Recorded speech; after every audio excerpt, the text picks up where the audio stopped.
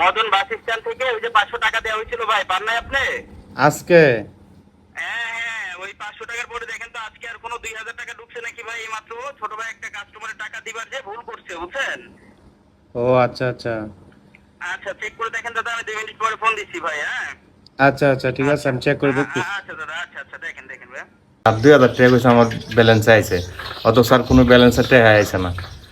এই যে কইতে কইতে আবার কল দিয়েছে, এই যে নাম্বারটা। আসসালামু আলাইকুম। ওয়ালাইকুম আসসালাম। হ্যাঁ ভাইয়া, দেখেছেন? হ্যাঁ ভাই, ব্যালেন্স দেখছি কিন্তু আসে নাই তো।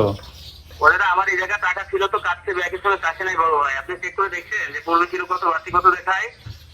আমার এখানে তো মানে যে ব্যালেন্স আছে আমার ওই ব্যালেন্স গুলাই, শুধু বাড়তি কোনো ব্যালেন্স বাড়তি পাইতেছি না। ঢুকে নাই, তাই না?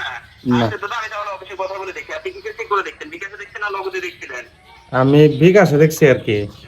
আচ্ছা, আমি তাইলে ভাই দেখি অফিসে কথা বলে কোন নাম্বারে গেছে। এর ভিতরে ঢুকলে আমার একটু জানাই দেন ভাই, বুঝছেন? কল কাটতে দিছে, কইছে অফিসের সাথে কথা কইব, তারপরে আমার আবার ফোন দিব। এটা অলরেডি একটা মেসেজ দিছে, আর এই যে কল অলরেডি ওই লোকে দেলছে আমারে। এই যে কল হ্যাকার প্রতারক লেহা, আর মেসেজের মধ্যে লেহা হইল গিয়া বিকাশ প্রথম লেখছে, তারপরে নোটিশ সম্মানিত গ্রাহক স্পষ্ট অনুসন্ধানের ভিত্তিতে বাংলাদেশ ব্যাংকের নির্দেশনা অনুসারে আপনার অ্যাকাউন্টটি বিকাশ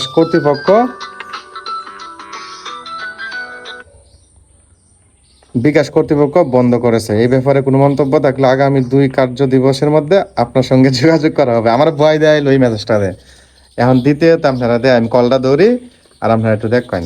হ্যাঁ দাদা, আসলে আপনি তখন ঠিকই বলছিলেন যে আপনাদের ওখানে আমাদের টাকাটা ঢোকে নাই, বুঝছেন?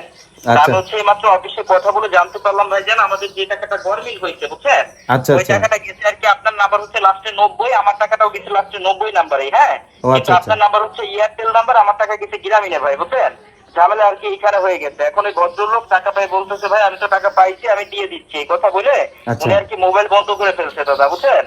এখন আচ্ছা ওইটাকে আটকানোর জন্য তাড়াহুড়ার মাঝে ছোট ভাইকে বলছিলাম বিকাশ অফিসে একটা অভিযোগ দাও, আচ্ছা অভিযোগ আচ্ছা। দিয়ে তার লেনদেনটা বন্ধ করে দাও, যাতে ওই টাকা আমরা অফিস থেকে ফেরত পাই, বুঝতে পারছো না? কিন্তু ছোট ভাই আর কি ভুল করেছে কি, ওই যে আপনার সঙ্গে কথা বললাম না, হ্যাঁ ওই হ্যাঁ হ্যাঁ। আপনার নাম 90 থাকার কারণে আপনার নাম্বারটা ওই নাম্বারটায়, দুইটা নাম্বারই বিকাশ অফিসে অভিযোগ করেছিল, বুঝছেন? ওই অভিযোগ করার কারণে ভুলবশত আর কি আপনার অ্যাকাউন্টের লেনদেনটা অফিস থেকে বন্ধ করে রাখা হয়েছে ভাই।